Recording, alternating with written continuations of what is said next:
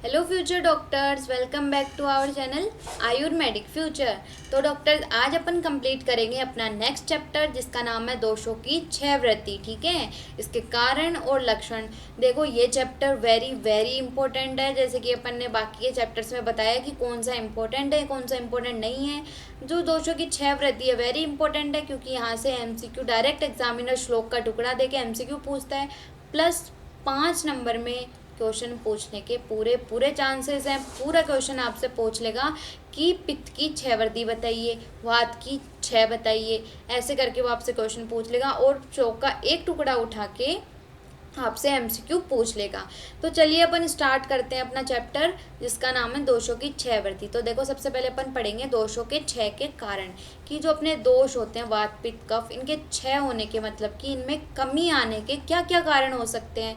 तो देखो, या तो आप करोगे अधिक व्यायाम, आप अपनी शक्ति से ज़्यादा व्यायाम करोगे तो आपकी धातुओं में, आपके दोषों में क्या आ जाएगी, क्षीणता आ जाएगी, मतलब कि वो कम हो जाएंगे। ठीक है, फिर भूखा रहना, ठीक है, अत्यधिक भूखे रहोगे तो इससे क्या हो जाएगा, आपकी वात प्रकोपित हो जाएगी।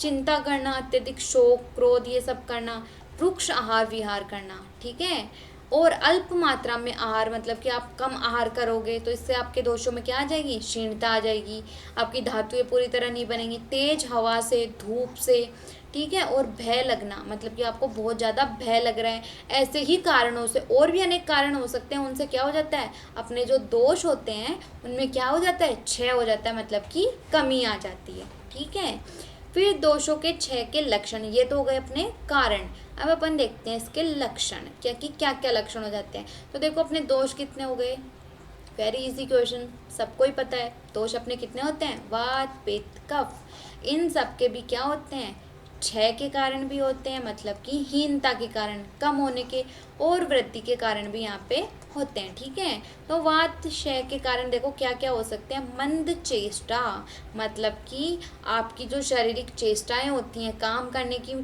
चेष्टा होती है, उन सब में क्या आ जाती है, कमी आ जाती है। ठीक है, अल्पवाक्त्व, मतलब कि बोलने की शक्ति, कि मतलब बोलने का मन ही ना करना, बोलने की शक्ति क्या हो जाना, कम हो जाना। ठीक है, अप्रहर्षो, मतलब कि आपके हर्षता, प्रसन्नता, कि आप कोई काम करने के लिए प्रसन्न हो रहे हो, उसमें आपकी खुशी हो रही है, हर्ष है, उन सब का क्या हो जाना, अभाव हो जाना।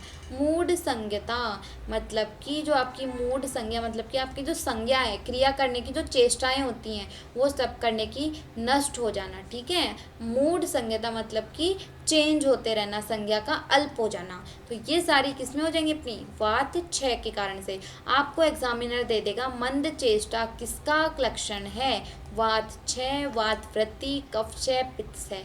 आपको ये श्लोक इतना सा आप याद करो मत करो, वर्ड्स आपको एग्जैक्ट ध्यान होने चाहिए कि वात क्षय से मंद चेष्टा हो रही थी, अल्प वाक्यत्व हो रहा था, मतलब कि बोलने की शक्ति अल्प हो जाना, अप्रहर्षो और मूड संज्ञता किसके लक्षण है, वात क्षय के। ठीक है, तो यहाँ से क्वेश्चन आता है 5 मार्क्स का भी, एमसीक्यू भी। ठीक है, नेक्स्ट अपन देखते हैं अपने पित्त क्षय के लक्षण। जो अपना पित्त होता है उसके क्षय होने के क्या क्या कारण हो सकते हैं। तो देखो, पित्त क्षय से क्या हो जाता है, अपनी मंद उष्मो अग्निता, मतलब कि जो अपनी अग्नि होती है वो कैसी हो जाती है, उष्मा और अग्नि मंद हो जाएंगी अपनी। ठीक है, मंद उष्मा और अपनी अग्नि दोनों क्या हो जाएंगी, मंद हो जाएंगी, मतलब कम हो जाएंगी।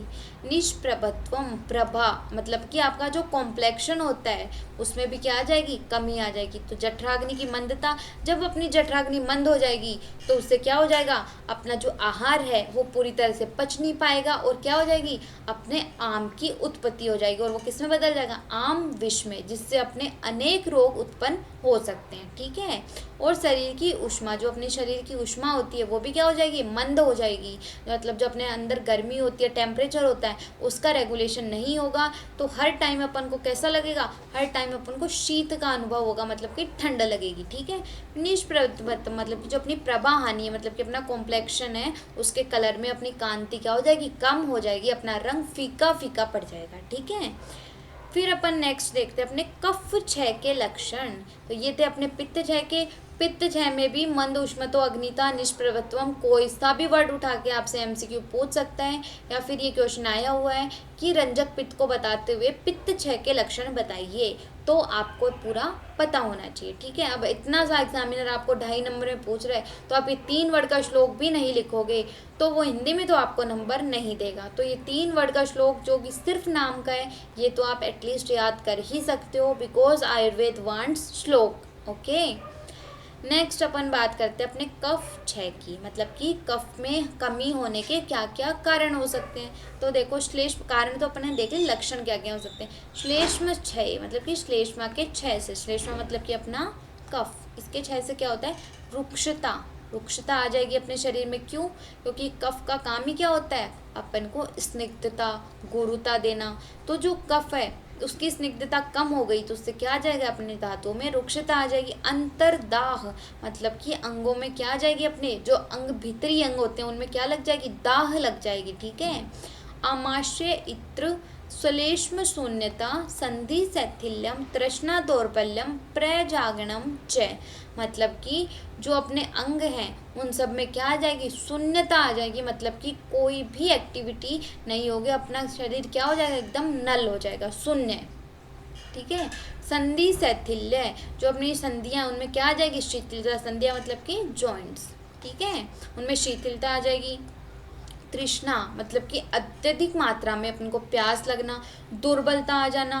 प्रजागरण मतलब कि निद्रा नाश, निद्रा नहीं आना। तो प्रजागरण आपको दे देगा एमसीक्यू में, प्रजागरण किसका लक्षण है, तो ये लक्षण है अपने कफ क्षय का, ठीक है। तो आई होप आपको वात पित्त और कफ क्षय समझ में आ गए होंगे। अगर आपको समझ में अभी नहीं आए हैं तो आप एक बार फिर से पढ़िए, फिर भी नहीं समझ में आए तो हमें कमेंट सेक्शन में आप पूछ सकते हो, हमारा डाउट सेक्शन है वहाँ पे आप पूछ सकते हो। बट आपको पढ़ना तो पड़ेगा, क्योंकि पढ़ोगे तभी तो आपके अच्छे नंबर आएंगे ना, ठीक है।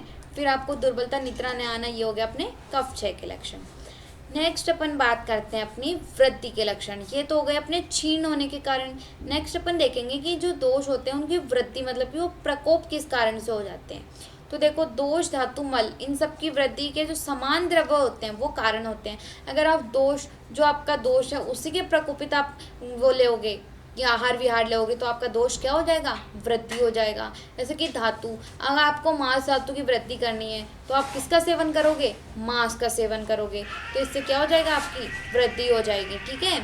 ऐसे ही मल की वृद्धि हो जाएगी, और इनके समान गुण से आहार विहार से तो इसकी क्या हो रही है, वृद्धि हो रही है, और विपरीत गुण से इसका क्या हो रहा है, क्षय हो रहा है, मतलब कि हानि हो रही है, ठीक है।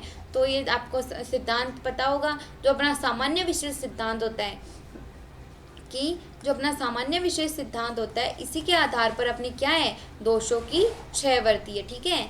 समान से समान की वृद्धि हो रही है और जो होता है उससे हास हो रहा है, ठीक है।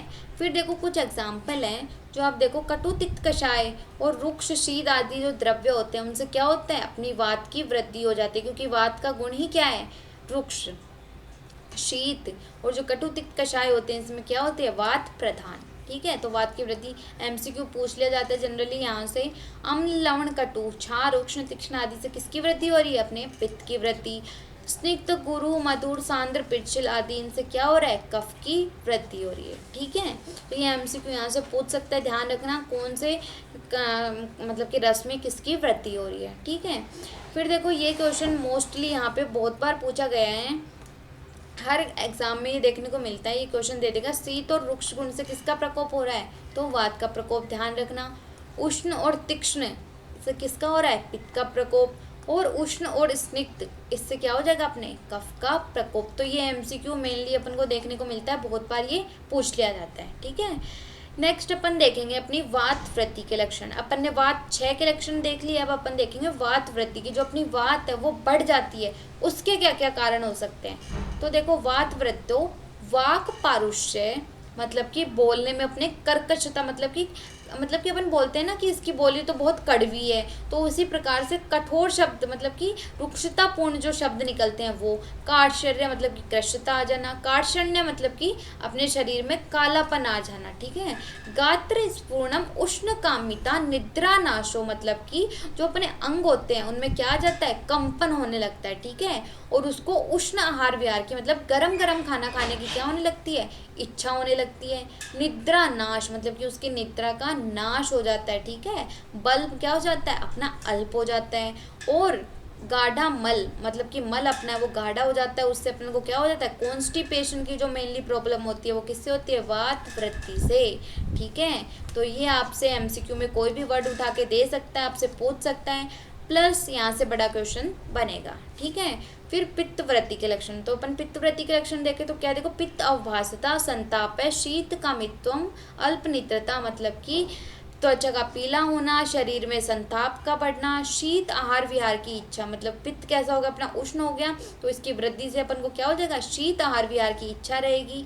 अल्पनिद्रता, ध्यान रखना, अनिद्रता, अल्पनिद्रता, अतिनिद्रता, ये तीनों वर्ड वेरी इंपॉर्टेंट है, यहाँ से एमसीक्यू बनता है कि अल्पनिद्रता किसका लक्षण है, पित्त वृत्ति का, अतिनिद्रता किसका है, कफ वृत्ति का, अनिद्रता किसका है, वात का। तो ये चीज़ें यहाँ से ध्यान रखना। ठीक है, पीत वीण मूत्र मतलब कि इंद्रियों में दुर्बलता आ जाना, और जो अपने वीण मूत्र इन सब का कैसा हो जाना, पीत वर्ण का मतलब कि पीले वर्ण का। ठीक है, तो ये वर्ड ध्यान रखना, अल्पनित्रता, अतिनित्रता और अनित्रता, यहाँ से एमसीक्यू आता है। नेक्स्ट और लास्ट अपन देखेंगे अपनी कफ के वृद्धि के लक्षण क्या क्या होते हैं। तो देखो कफ वृद्धि से क्या दिया, श्लेष्म वृद्धो शोकल्यम शैत्यम स्थैर्यम, मतलब कि शरीर में श्वेतता आ जाना, शैत्य मतलब कि नेत्र पलकों में श्वेतता आ जाना, स्थैर्य मतलब कि अपन में ठहराव, भारीपन, गुरुता आ जाना, गौरवम अवसाद सहित निद्रा संधनश्च अस्थि विश्लेषश्च, मतलब कि देह में स्थिरता आ जाना, भारीपन आ जाना, शारीरिक और मानसिक में अवसाद, अवसाद मतलब कि थकावट आ जाना। ठीक है, शारीरिक कर्मों में भी और अपने मन में भी क्या आ जाना, थकावट आ जाना, ग्लानि मतलब कि बेचैनी रहना, तंद्रा निद्रा, अति निद्रा किसमें आ रही है, कफ की वृद्धि से। ठीक है, संधि और अस्थि में क्या आ जाना, शिथिलता आ जाना, ये सब किसके लक्षण हो गए, अपनी कफ वृद्धि के। तो देखो ये हमने आपको बता दिया, दोषों की 6 वृद्धि वेरी इंपॉर्टेंट चैप्टर है, हर श्लोक से आपसे एमसीक्यू पूछता है, प्लस आपसे पित्त 6 वात वृद्धि कोई सा भी 5 नंबर में पूछ सकता है। तो आप अपने हिसाब से देख लो कि आप श्लोक की आपकी कैपेसिटी है या नहीं है। हमारी तरफ से तो आप श्लोक याद करोगे तो एग्जामिनर आपको ज़्यादा अच्छे मार्क्स देगा। कहाँ से एमसीक्यू बनता है वो भी हमने आपको बता दिया है। ठीक है, तो आप पढ़ते रहिए, और कुछ डाउट हो तो आप हमसे कमेंट सेक्शन में पूछ सकते हैं, और अगर आपको पसंद आया हो तो do like share and subscribe to our channel. Okay, thank you so much.